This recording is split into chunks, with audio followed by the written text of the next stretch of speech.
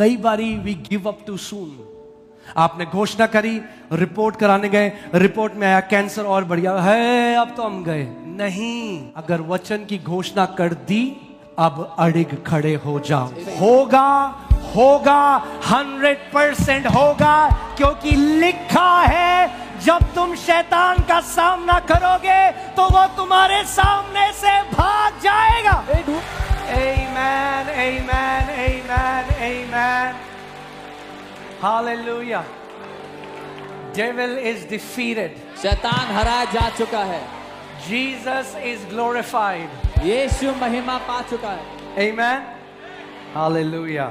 आज का जो वचन है, मेनली मैं उन लोगों से बात करूंगा जिनको लाइलाज बीमारी है, या फिर डॉक्टर ने आपको बहुत कम समय दिया है। ध्यान धर कर आज के वचन को सुनना।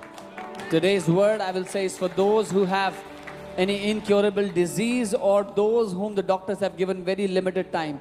Hear today's word intently and carefully. Okay? Because I would be talking to you today. क्योंकि मैं आज आपसे ही बात करूंगा। If you're okay in your life, if you're casual, you're like, okay, it's Sunday, so I went to church. And it's okay, I give you permission to sleep. अगर आपकी जिंदगी सब ठीक है, आपको फर्क नहीं पड़ता, ठीक है संडे है चर्च आ गए, तो मैं आपको कहता हूँ आप सो सकते हो, सोना चाहते हो। Isn't that crazy that most of us really get serious with life when we get a news that's not so nice to hear? क्या ये हैरानी की बात नहीं है कि हम लोग तब जिंदगी को गंभीरता से लेते हैं जब कोई ऐसी खबर आती है जो इतनी अच्छी नहीं है सुनने में। Before that we don't have time, we are busy, there are 10,000 things to do. उससे पहले हमारे पास टाइम नहीं है, 10,000 चीजों में हम बिजी हैं। But when doctor gives a report, जब डॉक्टर कोई रिपोर्ट देता है, now those 10,000 things don't matter. अब वो 10,000 चीजों का कोई फायदा नहीं है। Now only one thing matters. अब एक चीज ही मायने रखती है, Is you want to live क्योंकि आप जीना चाहते हो, for your family, अपने परिवार के लिए, for your kids, अपने बच्चों के लिए, for the work that God has given you. जो काम परमेश्वर ने आपको दिया उसके लिए। And I want to tell you today, if you are alive, और मैं आपको बता रहा हूँ अगर आप जीवित हो, it's a beautiful gift. ये एक खूबसूरत गिफ्ट है। Amen. आमीन। So many times we look at life and we say that person has a bigger car, I come in two-wheeler. बहुत बार हम लोग देखते हैं, कहते हैं उसके पास तो बड़ी गाड़ी है, मैं तो 2 व्हीलर पे आता हूँ। Oh, her husband earns so much, my husband doesn't earn that much. उसके पति के पास इतना कुछ है, मेरे पति के पास तो कुछ भी नहीं है। Oh, they go to Mauritius every year, they go to Singapore, they go to, all the good places. अरे वो हर साल मॉरिशस जाते हैं, सिंगापुर जाते हैं, अच्छी जगह जाते हैं। And you take me to Select City Walk Mall. और तुम मुझे सिलेक्ट सिटी वॉक लेके जाते हो। But so many times we miss this beautiful gift of life. पर कितनी बार ये जो खूबसूरत गिफ्ट है ना लाइफ का, उसको हम नहीं समझते। उसको Ask somebody who is dying on a hospital bed right now. एक ऐसे इंसान से जाकर पूछो जो अस्पताल के He doesn't care about a flashy car. उसको चमकदार गाड़ी से कोई मतलब नहीं है। He doesn't care about going to Europe and Australia and all these nice places. उसको यूरोप ऑस्ट्रेलिया जाने की नहीं पड़ी अभी। When he looks at his kids, जब अपने बच्चों को देखता है, he just wants to live. वो बस जीना चाहता है। And there are so many people in the world who have no hope. और दुनिया में इतने सारे लोग हैं जिनके पास कोई आशा नहीं है। But you have hope. और आपके पास आशा है। You have hope. आपके पास आशा है। I just want to talk to those people. If you know the Lord and if you have received a negative report, that is not the final diagnosis of your life. मैं उन लोगों से बात करना चाहता हूं जिन्होंने प्रभु को ग्रहण कर लिया है, पर आपको एक खराब रिपोर्ट दी गई है। मैं कहना चाहता हूं आपकी जिंदगी के लिए वो आखिरी खबर नहीं है, वो आखिरी रिपोर्ट नहीं है। Amen. If you are in Christ Jesus, अगर आप मसीह यीशु में हो, you don't have to accept a negative report over your life. आपको अपनी जिंदगी पर एक नेगेटिव रिपोर्ट को ग्रहण करने की जरूरत नहीं है। Amen. Hallelujah. So what I'm about to teach you जो मैं आपको सिखाने वाला हूँ will not bless you until you mix faith in it. वो आपको तब तक ब्लेस नहीं करेगा जब तक उसमें आप विश्वास को नहीं मिलाओगे। Amen. Tell your neighbor, hearing alone is not enough. अपने पड़ोसी से कहो सिर्फ सुनना ही काफी नहीं है।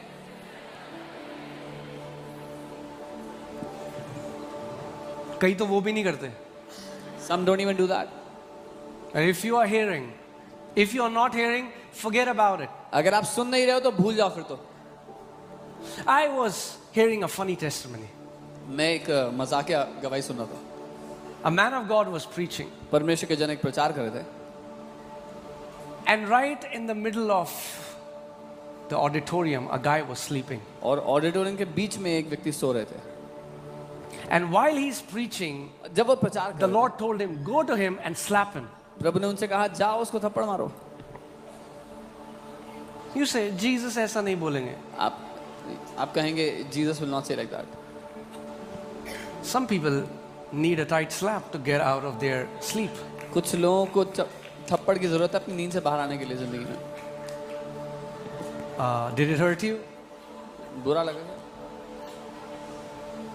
So he went, वो this गए. guy sleeping, ये आदमी सो and he रहा gave him BAM!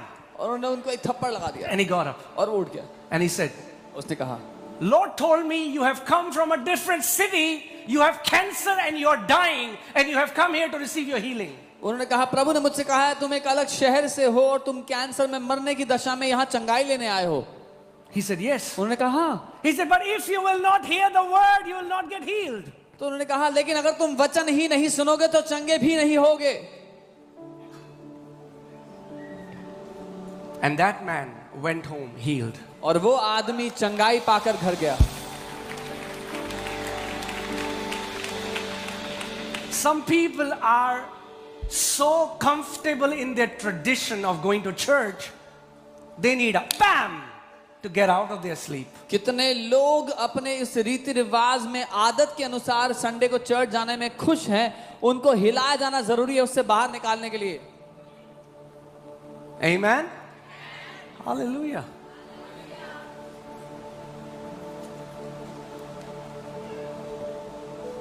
Well, till now the Lord hasn't told that to me.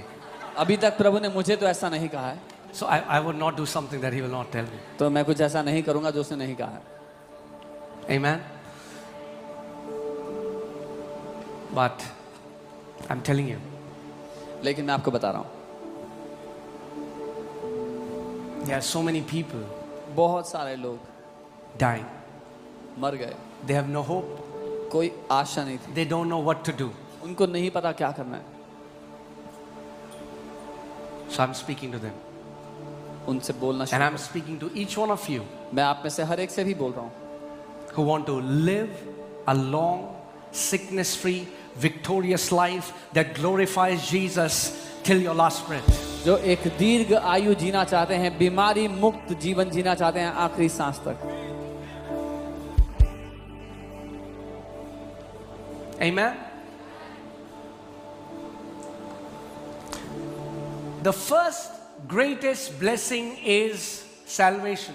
सबसे पहली और सबसे बड़ी आशीष है उद्धार. When your sins are forgiven, जब आपके पाप क्षमा हो, when you are made righteous. जब आपको धर्मी बनाया गया हो. Amen?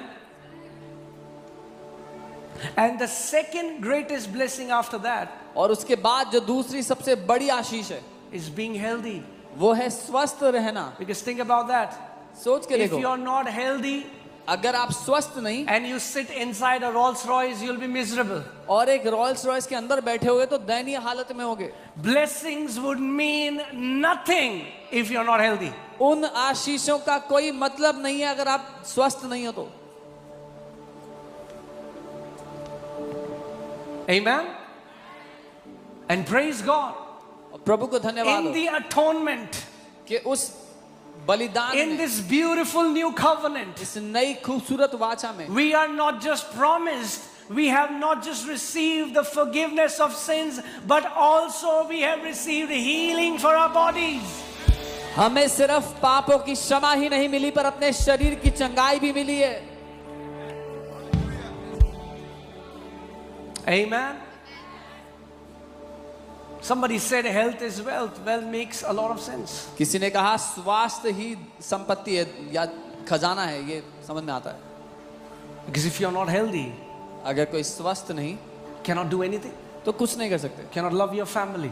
परिवार से प्यार नहीं कर सकते. You cannot be a witness to Lord Jesus. प्रभु यीशु के गवाह नहीं हो You सकते. cannot go out and enjoy this beautiful creation that God has given us. बाहर जाकर के इस खूबसूरत सृष्टि का आनंद नहीं ले सकते जो परमेश्वर ने बनाई है. Amen. So today the word that the Lord gave me and I want to tell you is how to resist the devil and make him flee. इसलिए आज जो वचन मैं आपको देना चाहता हूँ वो है कैसे शैतान का सामना करना है और उसको भगाना है अपने सामने से. Amen. आमीन. Make him flee. उसको भगाओ अपने सामने से. Hallelujah. Are you ready? तैयार हो? Come on, let's just pray. Close your eyes. अपनी आंखें बंद करें.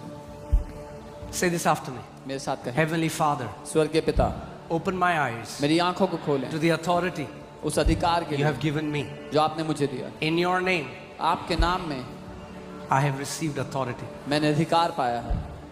Teach me, Holy Spirit, पवित्र आत्मा मुझे सिखाएं how to use this authority कैसे इस अधिकार का इस्तेमाल करूं and walk in victory और जय में चलूं all the days of my life. अपने जीवन के हर एक दिन. In Jesus' name. यीशु के नाम में. Amen. आमीन. Hallelujah. Let's go to the first scripture. पहले वचन में चलते हैं. James chapter 4 verses 6 to 7. याकूब 4 उसका 6 और 7. But he gives more grace. लेकिन वो और भी ज्यादा अनुग्रह देता Say है. more grace. बोलो और ज्यादा अनुग्रह.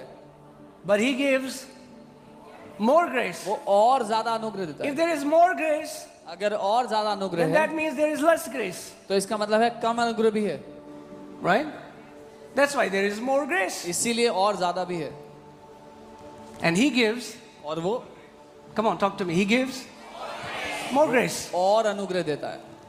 But we'll see who are the people to whom he gives more grace. पर हम देखते हैं कौन है वो लोग जिनको वो ज्यादा अनुग्रह देता है. Therefore he says, इसलिए वो कहता है. who is he? God. परमेश्वर कह रहा है. God the Holy Spirit. Therefore he says, God resists the proud. परमेश्वर अभिमानियों का विरोध करता है. Not the sinners, पापियों का नहीं, the proud. अभिमानियों का, घमंडियों का. If God would have resisted the sinners, nobody would be saved. अगर परमेश्वर पापियों का विरोध करता तो कोई उद्धार ना पाता. We think God resists the sinners. हमें लगता है परमेश्वर पापियों का विरोध करता है. Jesus went to the sinners and said, I am the friend of sinners. यीशु मसीह पापियों के पास गया और कहा मैं तो पापियों का दोस्त हूं. Amen. But he resists the proud. पर वो अभिमानियों का विरोध करता है. But gives grace to the. लेकिन जो नम्र हैं, जो दीन हैं, उनको और अनुग्रह देता है. Hallelujah. Therefore, इसलिए whenever you read the word therefore, ask yourself, what is there for? जब कभी आप पढ़ो इसलिए तो पता लगाओ किस लिए. Whenever you read the word therefore, it means there is a verse before that where you need to pay attention. जब कभी इसलिए लिखा हो इसका मतलब इससे पहले जो वचन है उसको ध्यान देने की जरूरत है आपको. Therefore, इसलिए submit to God. परमेश्वर के अधीन समर्पित हो जाओ. Resist the devil. शैतान का सामना करो. And he will flee from you. और वो तुम्हें छोड़कर भाग जाएगा.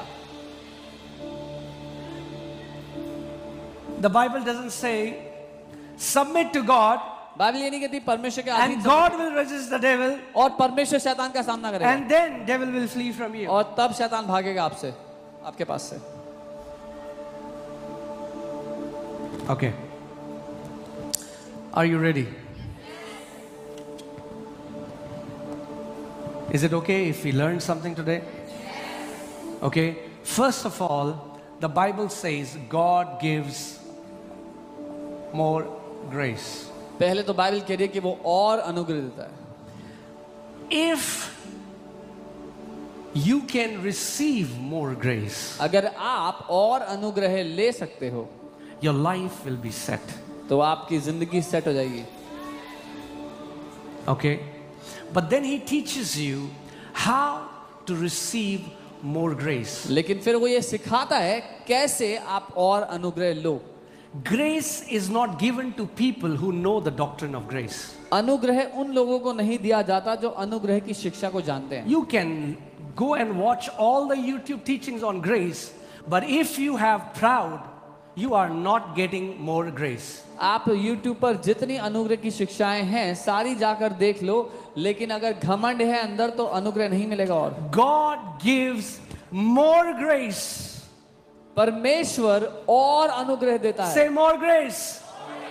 More grace. One other name or more grace is favor.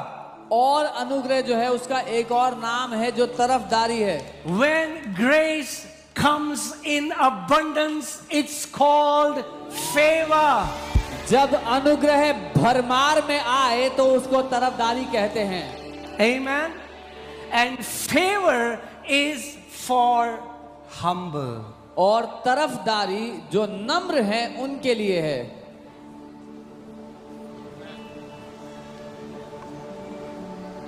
Okay? Why does Holy Spirit write this just before he says submit to God? पवित्र आत्मा क्यों इस बात को लिखते हैं, ये लिखने से पहले कि परमेश्वर के अधीन हो जाओ? Because hear this. सुनिए, It's only the humble who know how to submit. क्योंकि जो नम्र हैं केवल उन्हीं को पता है कैसे अधीन होना A है। person who is filled with pride can never submit. एक व्यक्ति जो घमंड से भरा है वो कभी अधीनता में नहीं आएगा। Okay? So, God gives, come on, say it again, more grace. परमेश्वर और अनुग्रह देता है। Therefore, इसलिए there are three things here. 3 चीजें हैं यहाँ पे। Submit to God. परमेश्वर के अधीन समर्पित हो जाओ। First thing, let's पहली बात। learn a little bit of this and then we'll go on. And then in the end, I'll take the message on resisting the devil. थोड़ा इसको सीखते हैं, फिर आगे मैं शैतान का सामना But there are कैसे so many believers trying to resist the devil and it doesn't work for them and devil doesn't leave because they have not fulfilled the first part of the scripture. करना। आज बहुत से विश्वासी हैं जो शैतान का सामना कर रहे हैं, विरोध कर रहे हैं, पर वो उनको छोड़ के भाग नहीं रहा क्योंकि उन विश्वासियों ने पहला जो हिस्सा है वो पूरा नहीं किया। Out, out बोलते रहो, out नहीं जाएगा भाई. Just by saying out doesn't mean he will go out. There is a spiritual protocol that God has set. एक आत्मिक प्रोटोकॉल है जो परमेश्वर ने बनाया। All right. So this word submit, can you put it? Can you put it? All right. This word is hupotasso. ये जो शब्द है हुपोटासो है। Okay. What is the word? Say hupotasso. हुपोटासो। Hallelujah. That's the word. And it's made of 2 words, hupo and tasso. ये 2 शब्दों का बना है, हुपोटासो। Say hupo. हुपो अरे बोल लो. हुपो। कलीसिया में नहीं बोलोगे तो घर में भी नहीं बोलोगे. If you will not speak in the church, you will not speak in your house as well. बोलो hupo, हुपो tasso. टासो। Hallelujah. अब इसका मतलब देखते हैं. ऐसे। हुपो का मतलब है to be under. हुपो means to be under, अधीन होना या नीचे होना। Okay? And tasso means to willingly arrange yourself under the appointed order. और टासो का अर्थ है जो नियुक्त ऑर्डर है, अपनी इच्छा से उसके नीचे आ जाना। This word hupotasso in Greek language is a military word. ये जो हुपोटासो शब्द है ये एक सेना का शब्द है यूनानी भाषा में। The problem with majority of church members is they have not learned how to submit. कलीसिया के जो सदस्य हैं, बहुत सारे लोग ऐसे हैं जिनकी समस्या यह है कि उन्होंने अभी तक अधीन होना नहीं सीखा है।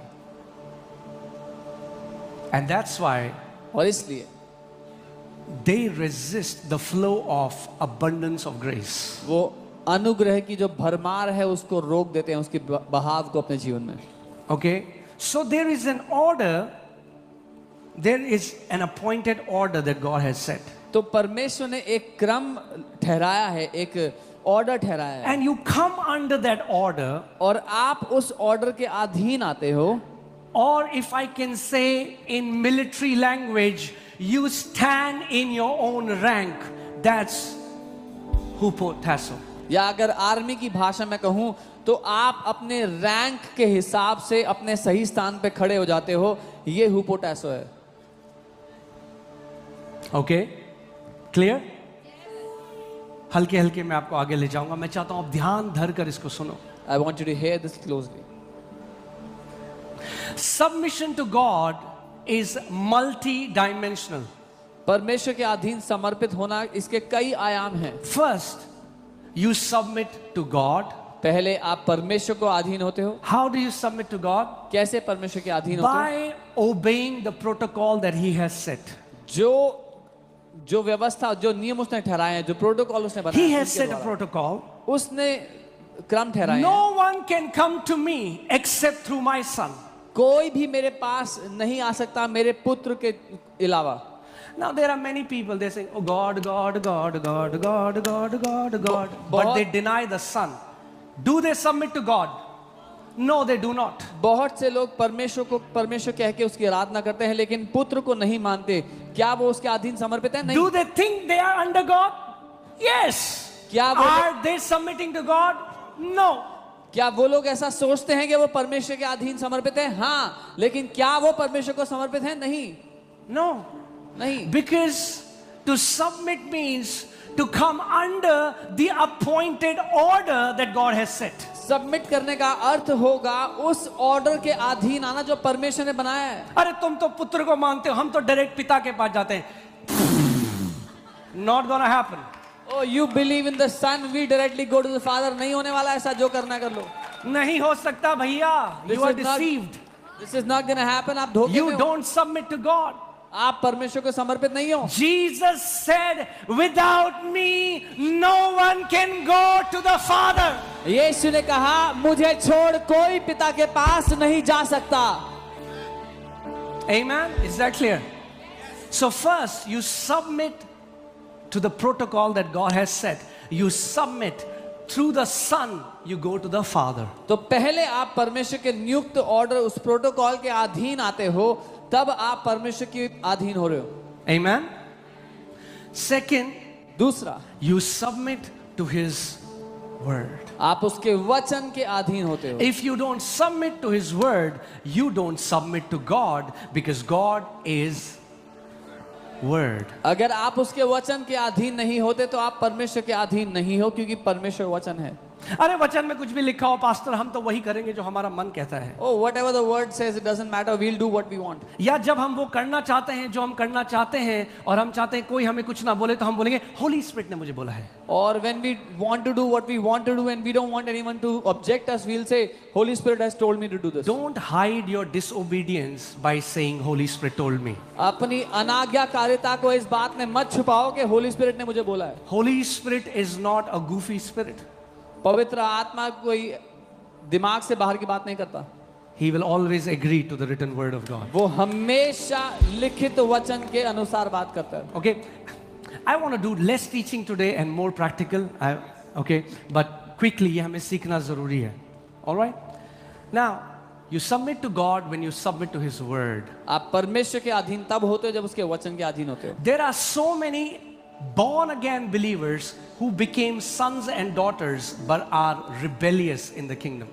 बहुत सारे बेटे और बेटियां हैं राज्य में जो नया जन्म तो पा गए लेकिन अभी भी परमेश्वर के विरोधी They're हैं। rebellious because they want to live according to what they feel is right and not according to the written word. वो विरोधी इसीलिए हैं क्योंकि वो जो उनको सही लगता है उसके अनुसार जीना चाहते हैं, जो वचन कहता है उसके अनुसार नहीं जीना चाहते।